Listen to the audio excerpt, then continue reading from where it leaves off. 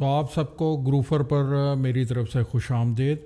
सबसे पहले हम उडू एस एच के बारे में जानते हैं कि उडू एस एच है क्या। उडू एक क्लाउड बेस्ड प्लेटफॉर्म है जो कि हमें फैसिलिटेट करता है कि हम अपनी एप्लीकेशंस को उडू एप्लीकेशन को डिप्लॉय कर सकें क्लाउड के ऊपर, उडू एस एच के ऊपर। उडू एस एच पर जो उडू है वो ऑलरेडी इंस्टॉल्ड रहता है और हमने उसके अंदर कोई कस्टमाइजेशन करनी है तो उडू एस एच हमें फैसिलिटेट करता है कि हम उसमें कस्टमाइजेशन कर सकें। उडू एस एच हमें कंप्लीट मॉनिटरिंग प्रोवाइड करता है। हम उसको लॉग कर सकते हैं, ट्रैक कर सकते हैं, मॉनिटरिंग कर सकते हैं, अपने उडू के इंस्टेंस को मॉनिटर कर सकते हैं कि इस वक्त उसका क्या स्टेटस है।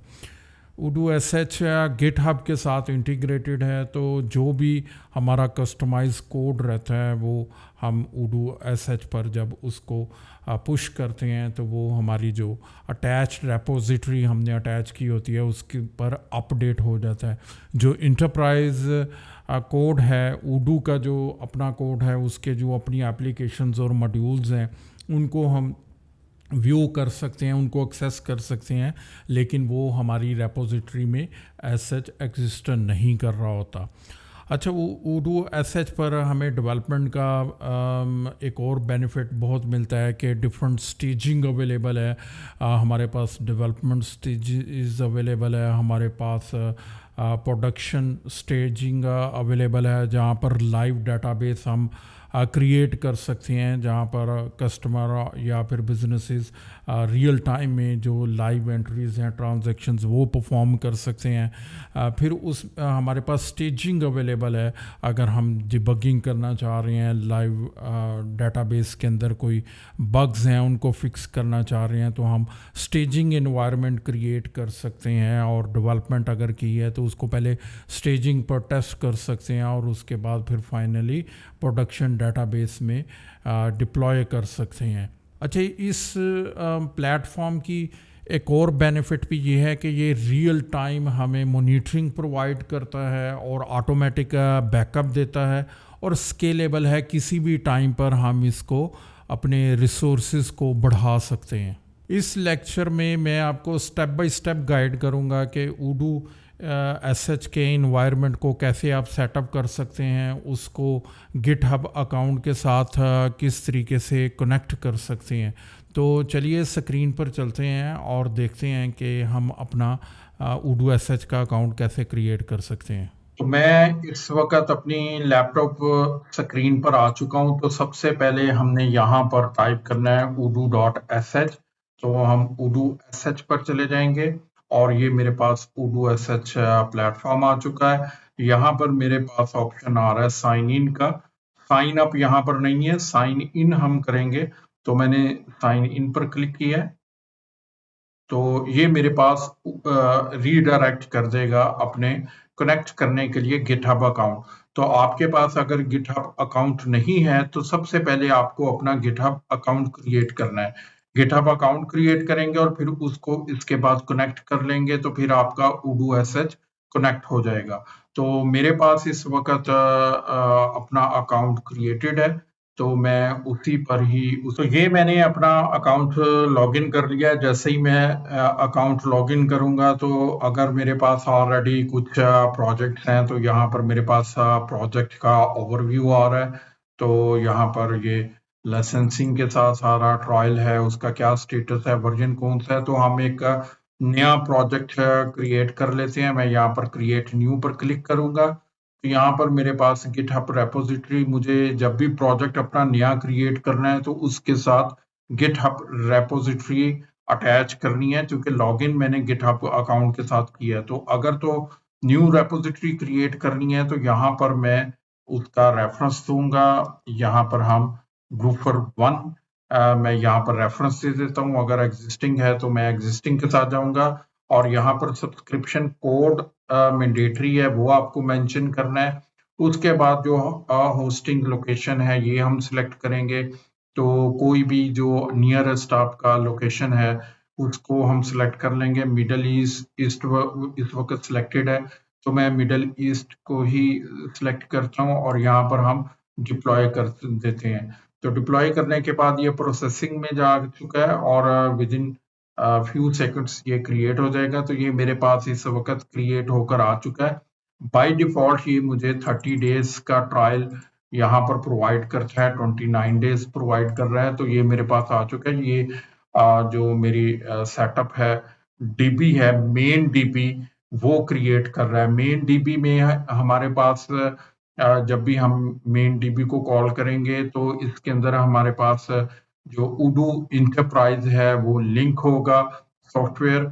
मेन डीबी के अंदर कभी भी हम कस्टमाइजेशन नहीं करेंगे, हमेशा हम पोक करेंगे डेटाबेस से, मेन डेटाबेस से।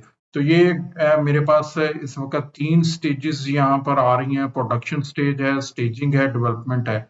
तो सबसे पहले हमने डेवलपमेंट के अंदर अपनी जो भी डेवलपमेंट है वो डेवलपमेंट में करनी है। फिर प्रोडक्शन डेटाबेस हमारा रहेगा, फिर स्टेजिंग क्रिएट करेंगे। स्टेजिंग के अंदर हम अपनी डेवलपमेंट पुश कर सकते हैं और उसको टेस्ट कर सकते हैं, फिर मूव कर सकते हैं प्रोडक्शन के अंदर।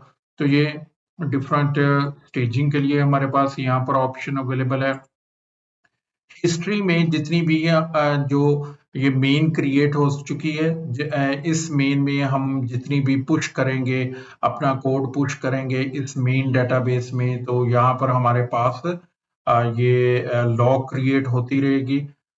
जो भी हम पुश कर रहे हैं या फिर पुल कर रहे हैं, कोई डेवलपमेंट कोड हमने क्रिएट किया है और इस डेटाबेस में हम पुश करेंगे। जैसा कि मैंने कहा कि मेन डीबी के अंदर हम पुश नहीं करेंगे, हम अभी देखते हैं एक न्यू जो ब्रांच है वो हम क्रिएट करते हैं, ब्रांच कह सकते हैं या फिर डेटाबेस कह सकते हैं। तो पहले हम इसका ओवरव्यू कर लेते हैं डिटेल के साथ कि उडू एसएच में हमें और क्या-क्या यहाँ पर ऑप्शंस अवेलेबल हैं। सबसे पहले हम डॉक्यूमेंटेशन को देखते हैं। ये मेरे पास डॉक्यूमेंटेशन है। यहाँ पर क्लिक करने के बाद ये उडू की ऑफिशियल डॉक्यूमेंट का पेज ओपन हो जाएगा। हम इसको, अगर आप इसको डिटेल में स्टडी करेंगे तो ये वीडियो, यूट्यूब वीडियो भी अवेलेबल है। गेट स्टार्टेड भी इसको डिटेल के साथ रीड करें। यहाँ पर भी आपको काफ़ी हेल्पफुल मटेरियल मिलेगा कि उडू एसएच अकाउंट को सेटअप कैसे करेंगे और उस पर काम कैसे करेंगे। ये उसके बाद हमारे पास ये सेटिंग है। सेटिंग में हम जाते हैं तो यहाँ पर ये जो प्रोजेक्ट नेम रहेगा, सबसे पहले जो गिटहब का अकाउंट है वो आपका आ जाएगा और उसके सब बाद जो ये ग्रूफर 1 मैंने लिखा है, तो ये हमारी जो प्रोजेक्ट है उसका नेम आ जाएगा। अगर हमने इसके अंदर कोई चेंजेस करनी है तो हम चेंजेस कर सकते हैं और चेंजेस करने के बाद अगर तो ये यूनिक यूआरएल अवेलेबल होगी तो हम हमारे लिए एप्लीकेबल है। यहाँ पर देखें कि हमेशा .udu.com के साथ ही ये प्रोजेक्ट नेम हमारे पास अवेलेबल होगा। उसके बाद कोलैबोरेटर्स के अंदर ये गिटहब यूजर नेम, अगर हम किसी और को ऐड करना चाह रहे हैं, आप अपने प्रोजेक्ट में अपनी डेवलपमेंट टीम को ऐड करना चाह रहे हैं तो कोलैबोरेटर्स यहाँ पर आप ऐड करेंगे और गिटहब यूजर नेम के साथ ऐड करेंगे। तो यहाँ जैसे जैसे आप यूजर, यहाँ पर हम एक यूजर सर्च करते हैं, ये मेरे पास यूजर गिटहब अकाउंट आ चुके हैं तो यहाँ पर हम ऐड कर देंगे। ऐड करने के बाद यूजर का यहाँ पर स्टेटसेस हैं यूजर और एडमिन के। आप दोनों में से कोई भी उसको एक्सेस राइट्स दे सकते हैं। पब्लिक एक्सेस अगर हम कर देंगे, अलाउ पब्लिक एक्सेस, तो ये जो प्रोजेक्ट हमने क्रिएट किया है ये पब्लिकली अवेलेबल होगा। यहाँ पर देखें, expose the build page publicly, allowing visitor to connect to your development build. तो जो हमारी डेवलपमेंट बिल्ड होगी उसको पब्लिकली एक्सेस होगी और जो यूजर है कोई भी जो गिटहब पर जिसका अकाउंट है वो इसको एक्सेस कर सकता है। उसके बाद हमारे पास ये सब मॉड्यूल्स हैं। यहाँ पर हम गिटहब की जो सब मॉड्यूल्स के लिए हम कोई रेपोजिटरी, कोई सेपरेट हम रेपोजिटरी देना चाह रहे हैं तो यहाँ पर हम मेंशन कर सकते हैं। यहाँ पर these settings are required for private repositories only. तो ये पब्लिक रेपोजिटरीज के साथ ये काम नहीं करेगा, प्राइवेट रेपोजिटरी होनी चाहिए। If you are looking for the some instruction तो चेक आउट द डॉक्यूमेंटेशन को भी डिटेल से देख सकते हैं। इसके थ्रू हम गिटहब के अलावा गिटलैब के को भी कनेक्ट कर सकते हैं। तो ये हमारे पास सब मॉड्यूल्स के लिए जो कस्टमाइजेशन करना है वो हमारे पास यहाँ पर अवेलेबल होगा। ये प्रोडक्शन डेटाबेस साइज की इंफॉर्मेशन आ रही है। अगर मैं ब्रांचेस पर क्लिक करता हूँ तो अभी प्रोडक्शन डेटाबेस हमने क्रिएट नहीं की। मैं सेटिंग्स में वापस जाता हूँ तो हम इसको दोबारा देखेंगे। प्रोडक्शन डेटाबेस यहाँ पर आएगी और उसके बाद ये डेटाबेस वर्कर्स हैं। वर्कर्स को सेपरेटली हम किसी अगले आने वाले लेक्चर्स में हम वर्कर्स को भी डिटेल के साथ देखेंगे और यहाँ पर हम कॉन्फ़िगर कर सकते हैं कि डेटाबेस के वर्कर्स कौन से होंगे। शेयर्ड होस्टिंग है या फिर डेडिकेटेड होस्टिंग है। उडू एसएच हमें प्रोवाइड करता है कि हम शेयर्ड होस्टिंग पर भी जा सकते हैं, डेडिकेटेड होस्टिंग पर भी जा सकते हैं। डेडिकेटेड होस्टिंग की फिर प्राइसिंग वो हमारे पास डिफरेंट रहती है। वर्कर सेटिंग्स यहाँ पर हम इसको चेंजेस हमारे पास अलाउ नहीं है। यहाँ पर मिनिमम ये 15 आ रहा है और शेड्यूल एक्शन टाइम ऑफ ये भी आफ्टर 15 मिनट आ रहा है। स्टेजिंग ब्रांचेस हम नंबर ऑफ स्टेजिंग ब्रांचेस कितनी क्रिएट कर सकते हैं, वो हम सिर्फ 2 क्रिएट कर सकते हैं। यहाँ पर हम इसको इंक्रीज भी कर सकते हैं, डिक्रीज भी कर सकते हैं, जैसे हम करना चाहें। एक्टिवेशन सब्सक्रिप्शन कोड के साथ ही उडू एसएच को हम एक्टिवेट कर सकते हैं। अगर किसी टाइम पर हमने सब्सक्रिप्शन कोड चेंज करना है, अगर इस रेपोजिटरी को या इस डेवलपमेंट को किसी क्लाइंट की रेपोजिटरी के साथ किसी सब्सक्रिप्शन के साथ अटैच करना है तो यहाँ पर हम सब्सक्रिप्शन उसकी चेंज कर सकते हैं। तो ये हमारा सेटिंग्स के अंदर हमने इसको डिटेल के साथ देखा है। उसके बाद हमारे पास ये ब्रांचेस के अंदर हम आते हैं। इससे पहले कि मैं बिल्ड और स्टेटस के ऊपर जाऊं और बाकी चीजें करें, हम कुछ डेटाबेसेस क्रिएट कर लेते हैं ताकि वहां पर हमें कुछ इंफॉर्मेशन वो अवेलेबल हो। तो यहाँ पर मेन पर हूँ तो सबसे पहले हम एक डेवलपमेंट ब्रांच क्रिएट करते हैं। तो जिस तरह मैंने पहले भी जिक्र किया, अगेन इसके ऊपर जिक्र करता हूँ कि हमने मेन जो ब्रांच है उसको यूज नहीं करना, उसको आपने वैसे ही छोड़ देना है। ना आपने उसको डेवलपमेंट के लिए यूज करना है, ना स्टेजिंग के लिए यूज करना है, ना प्रोडक्शन के लिए यूज करना है। इस ब्रांच को अगर हम मूव करें तो ये मूव हो सकती है, ये प्रोडक्शन के अंदर चली गई है। लेकिन जिस तरह मैंने बात की कि मैं इसको ड्रॉप कर देता हूँ। हमने जो मेन हमारी ब्रांच है इसको रिफ्रेश कर लेते हैं, उसको हमने डेवलपमेंट के अंदर ही रखना है। ये अगेन रीबिल्ट होना स्टार्ट हो चुकी है। जैसे ही हम इसको मूव करेंगे तो ये रीबिल्ड होना स्टार्ट हो जाएगी। डेवलपमेंट पर जो भी हम डेटाबेस क्रिएट करेंगे उसमें हमारे पास एक्चुअल डाटा नहीं रहेगा, वो हमारे पास डेमो डाटा के साथ ही अवेलेबल होगी। स्टेजिंग पर जो हम डेटाबेस या फिर ब्रांच क्रिएट करेंगे वो रियल टाइम डाटा में अवेलेबल होगी।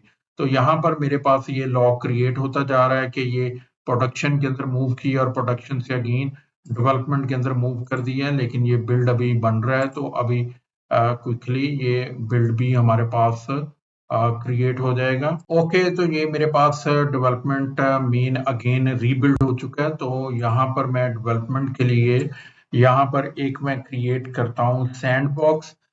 सैंडबॉक्स क्रिएट कर लेते हैं। सैंडबॉक्स मैं सिर्फ उसको ऑपरेट करूंगा और उसमें उडू के फीचर को एक्सप्लोर करने के लिए मैं सैंडबॉक्स जो ब्रांच है या फिर डेटाबेस है उसको यूज करूंगा।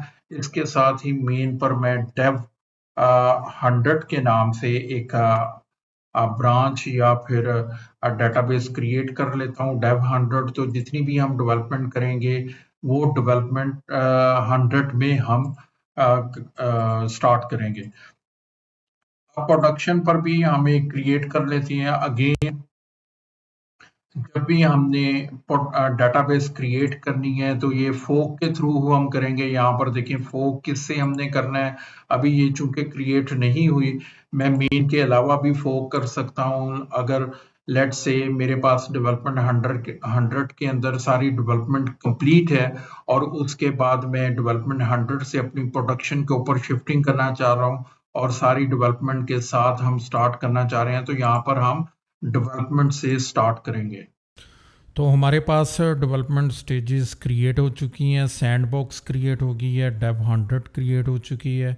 तो डेव 100 में अगर कोई डेवलपमेंट हमने पुश की है तो डेव 100 में डेवलपमेंट हमारी आ जाएगी और जब डेव 100 में डेवलपमेंट कंप्लीट हो चुकी होगी, उसमें जो पुश जितने भी मॉड्यूल्स अपलोड करने हैं वो हमारे कंप्लीट हो चुके हैं।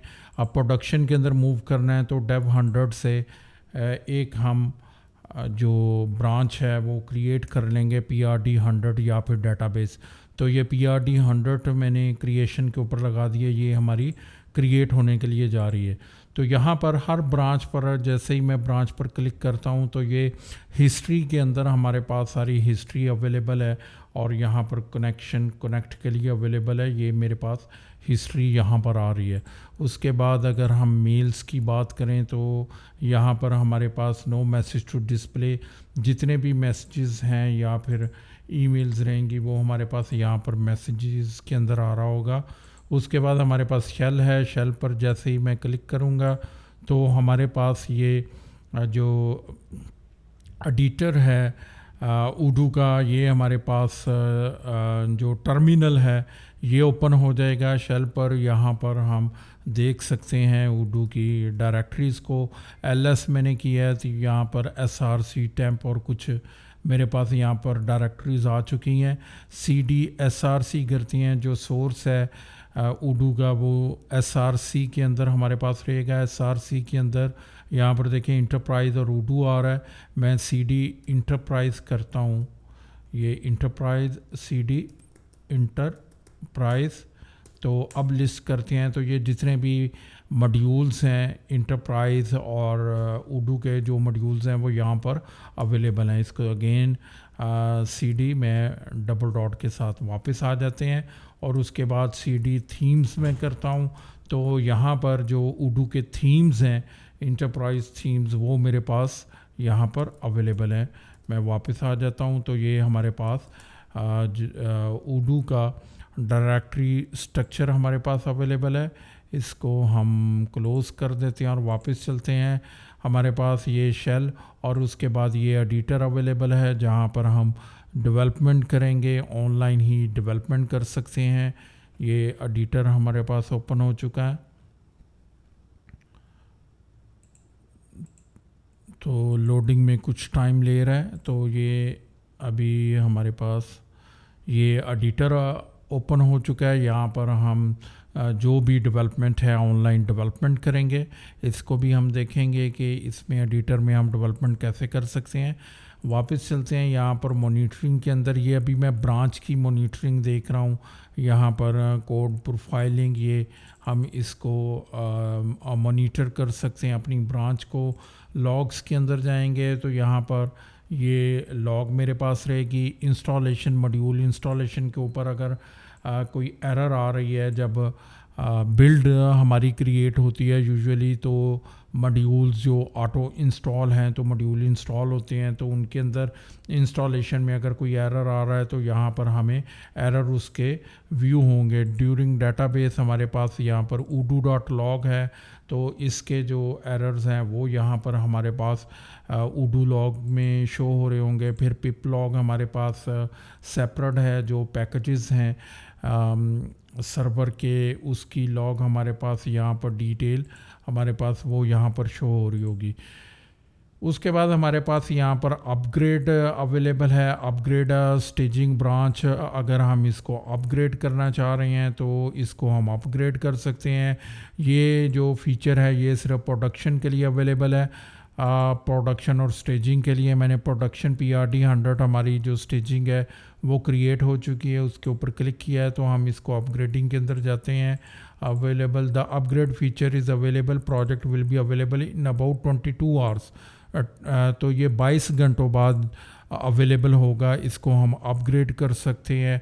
अगर लेटेस्ट वर्जन 17 है तो अभी अपग्रेडेशन हमारे पास ही इसके लिए अवेलेबल नहीं होगी, लेकिन अगर हमारा जो प्रीवियस प्रोजेक्ट है वो 16 पर चल रहा है तो हम इसको अपग्रेड कर सकते हैं।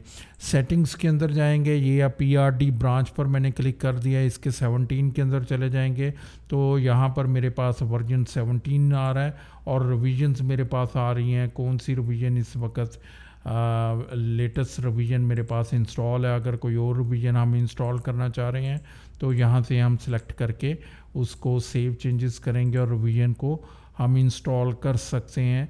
यहाँ पर अगेन कस्टम मॉड्यूल्स अगर PRD ब्रांच के लिए डिफरेंट करना चाह रहे हैं तो यहाँ पर ये कस्टम डोमेन्स हमारे पास आ रहा है, तो कस्टम डोमेन्स हम दे सकते हैं। लेट्स से हम यहाँ पर ग्रूफर डैश डेमो 100 अगर मैं कर देता हूँ .udu.com, तो ये मैं इसको डोमेन यहाँ पर मैं दे देता हूँ। तो अब ये डोमेन मेरे पास अवेलेबल है। अब इसको हम रन करते हैं तो ये मेरे पास सब डोमेन इसके साथ भी मैं इसको एक्सेस कर सकता हूँ PRD को। और हर जो मेरी स्टेजिंग ब्रांच है या फिर जो भी डेटाबेस है उसको हम डिफरेंट जो डोमेन है उसके साथ हम एक्सेस कर सकते हैं। यहाँ पर ये प्रोजेक्ट सेम ही है। यहाँ पर ग्रूफर डैश dev 100.udu.com इसको कर देते हैं और इसको मैं ऐड डोमेन कर देता हूँ। अब ये जो डेवलपमेंट है ये मैं एक्सेस कर सकता हूँ अपनी इस डोमेन के साथ ग्रूफर dev 100.udu.com। तो इसके साथ हम इसको एक्सेस कर सकते हैं। मल्टीपल डोमेन्स भी कर सकते हैं। अगर मैं अपनी जो डोमेन है वो मल्टीपल करना चाह रहा हूँ तो मल्टीपल डोमेन्स के साथ भी हम कर सकते हैं। बैकअप udu sh हमें बैकअप प्रोवाइड करता है और ये 13 हमें बैकअप प्रोवाइड करता है। डेली हमें बैकअप देता है और उसके बाद वीकली हमारे पास बैकअप अवेलेबल होता है और उसके बाद हमारे पास मंथली बैकअप अवेलेबल होता है। तो इसकी डॉक्यूमेंटेशन में हमें डिटेल के साथ आप इसको रीड कर सकते हैं कि बैकअप ऑटोमेटेड बैकअप udu हमें कैसे प्रोवाइड करता है और कितने प्रोवाइड करता है। मैनुअल बैकअप भी कर सकते हैं। यहाँ पर मैं क्रिएट अगर करना चाह रहा हूँ तो यहाँ पर टेस्ट बैकअप इसका मैं नाम रख देता हूँ और क्रिएट कर देता हूँ।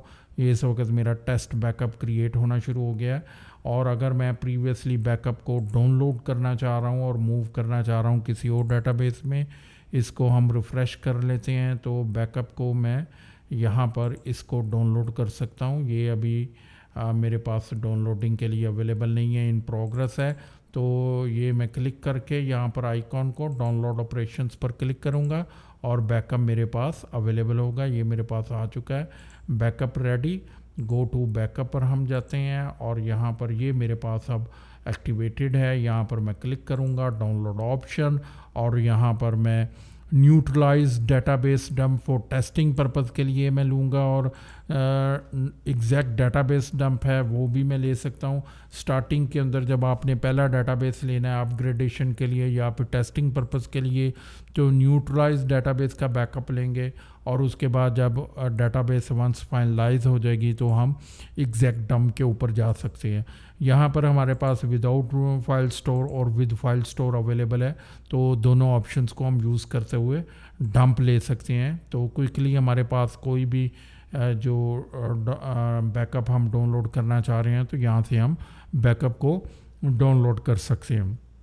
वापस हम ये बिल्ड के अंदर चले जाते हैं तो यहाँ पर मैं बिल्ड पर मैंने क्लिक किया है तो ये मेरे पास यहाँ पर बिल्ड अवेलेबल हैं और यहाँ पर स्टेटसेस आ रहे हैं मेरे पास। ये dev 100 ये 1 घंटा पहले यहाँ पर मुझे बता रहा है कि 1 आवर अगो ये बिल्ड इनिशियल कमिट के साथ ये क्रिएट हुई है। यहाँ पर मैं क्लिक करता हूँ तो ये डायरेक्टली मुझे गिटहब में ले जाएगा। गिटहब की जो मेरी ब्रांच है और रेपोजिटरी है उस पर ये मुझे रीडायरेक्ट कर देगा। ये ग्रूफर 1 मेरे पास आ चुकी है तो ये वहाँ पर मुझे गिटहब पर रीडायरेक्ट कर देगा। यहाँ से भी मैं लॉग ओपन कर सकता हूँ। ये लॉग्स को ओपन किया है तो udu लॉग है, इंस्टॉलेशन लॉग है जो कि हमने मेन पर भी इसको चेक किया था, वहाँ से भी हम इसको व्यू कर सकते हैं। तो अगर मैं इसको udu लॉग पर क्लिक करता हूँ तो ये मेरे पास udu लॉग आ चुकी है। तो यहाँ से मैं udu लॉग को देख सकता हूँ। ओके, ये बिल्ड के अंदर हम udu लॉग को देख सकते हैं। यहाँ पर रीबिल्ड, हम इसको बिल्ड को दोबारा भी रीबिल्ड कर सकते हैं। मैं यहाँ पर अगर प्रोडक्शन को हम नहीं कर सकते लेकिन यहाँ पर dev 100 को मैं रीबिल्ड कर दूँ तो ये दोबारा से रीबिल्ड होना स्टार्ट हो जाएगी। अगर डेटाबेस के अंदर समटाइम्स हमारे कोई एरर आ रहा है तो हम उसको रीबिल्ड कर सकते हैं। तो ये रीबिल्ड के अंदर जा चुकी है। यहाँ पर ये देखें कि उसकी एक नया मेरे पास ये क्रिएट होना यहाँ पर शुरू हो चुका है। ब्रांचेस के अंदर हम दोबारा वापस जाते हैं। यहाँ पर बिल्ड के अंदर हम यहाँ पर ओके बिल्ड पर मैं इसको रिफ़्रेश कर लेता हूँ। तो यहाँ पर बिल्ड के बाद हमारे पास यहाँ पर स्टेटस है। तो ये मेरे पास स्टेटस आ रहा है जितनी भी मेरी स्टेजिंग ब्रांचेस हैं। तो यहाँ पर जो इंस्टेंस है मेरा उडू का वो मुझे यहाँ पर स्टेटस प्रोवाइड कर रहा है। ये डेवलपमेंट सर्वर, प्रोडक्शन सर्वर और उसके बाद बैकअप सर्वर, ये सब का यहाँ पर स्टेटस प्रोवाइड कर रहा है। स्टेटस ऑनलाइन है। उडू एसएच बहुत ही ज़बरदस्त ये सर्विस है उडू की। और यहाँ पर देखें कि अप टाइम 100% प्रोवाइड कर रहा है। उडू गारंटी भी करता है 96% मोर देन 96% उडू अप टाइम गारंटी करता है। और ये देखें कि अभी चूँकि ये न्यूली प्रोजेक्ट है तो सारी यहाँ पर 100% दे रहा है। तो यहाँ पर हम व्यू कर सकते हैं अगर कहीं पर शटडाउन हमें यहाँ पर फेस करना पड़ रहा है तो प्रोडक्शन में, डेवलपमेंट में या बैकअप में, तो यहाँ पर हमारे पास ये भी अवेलेबल है। हम इसको रियल टाइम में मॉनिटर कर सकते हैं अपनी डेटाबेसेस को। ब्रांचेस में दोबारा चलते हैं। प्रोडक्शन के अंदर हमने यहाँ पर मैं सैंडबॉक्स में हूँ और एक और ऑप्शन है यहाँ पर बिहेवियर अपॉन न्यू। तो बिहेवियर अपॉन न्यू कमिट्स मेरे पास यहाँ पर अवेलेबल है। न्यू बिल्ड है, प्रीवियस अपडेट प्रीवियस बिल्ड है, डू नथिंग है। न्यू बिल्ड करेंगे तो एवरी टाइम जब बिल्ड क्रिएट होगी, जब भी हम कोई पुश करेंगे या फिर बिल्ड के अंदर जाकर मैं इसको रीबिल्ड करता हूँ, तो जब भी ये न्यू बिल्ड करेंगे तो यहाँ पर अगर मैं सैंडबॉक्स के अंदर हूँ तो न्यू बिल्ड करेंगे तो डेटाबेस न्यू क्रिएट होगी। उसके अंदर अगर आपका कोई डाटा है तो वो रिफ़्रेश हो चुका होगा, कोई भी चेंजेस हैं वो रिफ़्रेश हो चुकी होंगी। लेकिन अगर मैं अपडेट प्रीवियस बिल्ड रखता हूँ तो जो भी इंस्टॉलेशन हम कर चुके हैं या फिर उसके अंदर हमारे पास टेस्ट एंट्रीज अवेलेबल हैं तो वो उसके ऊपर हमें अपडेट प्रीवियस बिल्ड करेगा। डू नथिंग में बिल्ड हमारा क्रिएट नहीं होगा अगर डू नथिंग के अंदर है। पुश हम कर सकते हैं गिटहब के ऊपर, लेकिन जो बिल्ड है वो हमारा क्रिएट नहीं होगा। तो यहाँ पर मैं इसको अपडेट प्रीवियस बिल्ड कर देता हूँ। उसके बाद ये हमारे पास यहाँ पर कुछ ये कस्टम डोमेन में ये सैंडबॉक्स के लिए अभी यहाँ पर हमने अगर यहाँ पर प्रोवाइड नहीं की तो उडू इसकी जो डिफ़ॉल्ट उसने डोमेन असाइन की है उसी से ही कनेक्ट करेगा। अगर मैं इसको कनेक्ट करता हूँ तो जो कस्टम डोमेन है वो ऑलरेडी उडू यहाँ पर उसको एक्सेप्ट कर लेगा, क्रिएट कर देगा। ये udu.com रहेगा। सब डोमेन के लिए ये एक जो प्रेफिक्स है वो उडू ने ऑटोमेटिकली जनरेट कर दिया। अभी डेटाबेस एम्प्टी है, सिर्फ ऐप्स और सेटिंग्स की ऐप इस वक्त इंस्टॉल है। यहाँ पर मेरे पास कनेक्ट है। कनेक्ट का ऑप्शन मैं करता हूँ तो बाय डिफ़ॉल्ट जो एडमिन यूज़र है उसके साथ मेरी जो डेटाबेस है वो कनेक्ट हो जाती है। अगर यहाँ पर कनेक्ट एज पर मैं क्लिक करता हूँ तो यहाँ पर अगर किसी दूसरे यूज़र के साथ हम कनेक्ट करना चाह रहे हैं, स्पेसिफिक यूज़र के साथ, तो हम इसको यहाँ पर कनेक्ट कर सकते हैं। बहुत ज़्यादा यूज़र्स हैं तो यहाँ पर सर्चिंग का मेरे पास ऑप्शन रहेगा। यूज़र को सर्च कर सकता हूँ connect with a specific login, इसी तरीके से मैं कर सकता हूँ। PRD पर हम जाते हैं। यहाँ पर मैं अगर कनेक्ट एज करता हूँ तो मेरे पास यहाँ पर ये भी ऑप्शन है कि मैं इसको कनेक्ट मल्टीपल, अगर मैंने डोमेन दी है तो मल्टीपल डोमेन के साथ मैं इसको कनेक्ट कर सकता हूँ। ये एक डोमेन उडू ने ऑटोमेटिकली जनरेट किया था और दूसरा सब डोमेन हमने खुद डिफ़ाइन किया था। तो ये दो डोमेन आ चुकी हैं, तो दोनों के साथ जिस भी डोमेन के साथ कनेक्ट करना चाह रहा हूँ तो मैं उसके साथ कनेक्ट कर सकता हूँ। तो ये हमारे पास डेटाबेस क्रिएट हो रही है। अगर मैं एक और डेटाबेस यहाँ पर क्रिएट करता हूँ और यहाँ पर इसका नाम रखते हैं dev 200। मल्टीपल मेरे पास डेटाबेसेस हैं, हमने डेवलपमेंट मल्टीपल डेटाबेसेस के अंदर डेवलपमेंट की है और ब्रांचेस को हम मर्ज करना चाह रहे हैं, तो मैं ड्रैग करूँगा और ये मेरे पास यहाँ पर मर्ज रीबेस एंड मर्ज, ये मेरे पास दो ऑप्शंस अवेलेबल हैं। तो मैं मल्टीपल डेटाबेसेस को और ब्रांचेस को मर्ज भी कर सकता हूँ, यहाँ पर मेरे पास ऑप्शन अवेलेबल है। कुछ और चीज़ों को हम देख लेते हैं। यहाँ पर फोर्क है, रन ऑन उडू एसएच, तो मैं इसको यहाँ से फोर्क कर सकता हूँ। बाय डिफ़ॉल्ट हम जब भी किसी डेटाबेस को न्यू डेटाबेस क्रिएट करेंगे, चाहे प्रोडक्शन में या स्टेजिंग में या डेवलपमेंट में, हम ऑलवेज़ फोर्क करेंगे और न्यू हम क्रिएट नहीं कर सकते, फोर्क करेंगे और फिर अपनी न्यू डेटाबेस क्रिएट करेंगे। इसी तरीके से मेरे पास ये मर्ज का ऑप्शन है, SSH मेरे पास अवेलेबल है। इसको हम रिफ़्रेश कर लेते हैं। ये मैंने इसको रिफ़्रेश कर दिया है तो PRD के ऊपर SSH का ऑप्शन हमारे पास अवेलेबल है। इन्फो पर मैंने क्लिक किया है।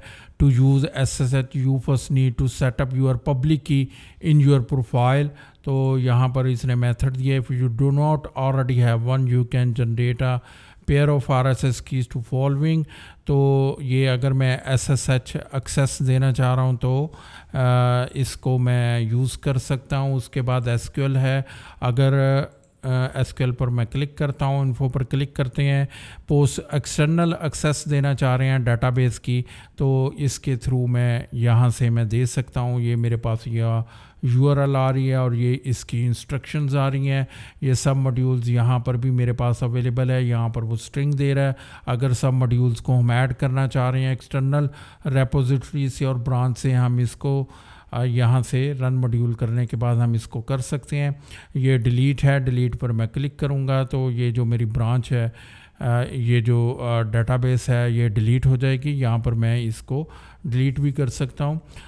टॉप राइट कॉर्नर में मेरे पास जहाँ पर यूज़र नेम लिखा आ रहा है, यहाँ पर इसको ड्रॉप डाउन करूँगा तो ये मेरे पास FAQ डायरेक्टली इसको ले जाएगा। अगर मैं उडू की सपोर्ट लेना चाह रहा हूँ तो कॉन्टैक्ट सपोर्ट है। फिर ये प्रोफाइल पर क्लिक करता हूँ तो ये हमारे पास यहाँ पर प्रोफाइल अवेलेबल है। ये SS कीज़ के साथ भी हमारे पास अवेलेबल है, एक्टिवेट इसको कर सकते हैं SS की के साथ। उसके बाद ये यहाँ पर मैं क्लिक करूँगा तो ये बेल आइकॉन के साथ तो जितने भी प्रोजेक्ट्स हैं वो यहाँ पर प्रोजेक्ट्स हमारे पास शो होंगे। ये सारे प्रोजेक्ट्स आ रहे हैं। प्रोजेक्ट ओवरव्यू पर मैं क्लिक करूँगा तो मुझे कार्ड्स में डिटेल के साथ अपने सारे प्रोजेक्ट्स शो हो जाएंगे। और अगर न्यू प्रोजेक्ट क्रिएट करना चाह रहा हूँ तो यहाँ पर न्यू प्रोजेक्ट भी क्रिएट कर सकते हैं। बेल आइकॉन में जितने भी बैकअप से रिलेटेड या अदर नोटिफिकेशंस हैं तो ये बेल आइकॉन में यहाँ पर हमारे पास डिस्प्ले होंगे। तो दोस्तों, ये था हमारा पहला लेक्चर उडू डेवलपमेंट में, जिसमें हमने डिटेल के साथ सीखा कि उडू SH अकाउंट को हम कैसे क्रिएट कर सकते हैं और उसको गिटहब अकाउंट के साथ कैसे लिंक कर सकते हैं। तो डिटेल के साथ आपको अंडरस्टैंडिंग हुई होगी और आप भी अपना डेवलपमेंट इन्वायरमेंट क्रिएट करें उडू SH पर, और फिर हम अपनी जो डेवलपमेंट है वो स्टार्ट करेंगे। अपने कमिंग लेक्चर्स में हम इसके ऊपर फोकस करेंगे। अगर आपका कोई क्वेश्चन हो, क्यूरीज हो, तो आप मुझे डायरेक्टली लिख सकते हैं। तो लेकिन डेवलपमेंट से पहले एक और लेक्चर होगा। जिन लोगों के पास उडू SH का एक्सेस नहीं रहता है तो वो उडू को अपने लोकल सर्वर के ऊपर या फिर लोकल लैपटॉप अपने पर्सनल कंप्यूटर के ऊपर हम उसको इंस्टॉल करेंगे, अपना डेवलपमेंट इन्वायरमेंट क्रिएट करेंगे, तो वो अपनी डेवलपमेंट लोकली भी बिल्कुल उसी तरीके से कर सकते हैं। तो अगले लेक्चर्स के अंदर हम जो लोकल इन्वायरमेंट है वो क्रिएट करेंगे और फिर इसी तरह हम उसके बाद फिर फोकस करेंगे अपनी डेवलपमेंट के ऊपर।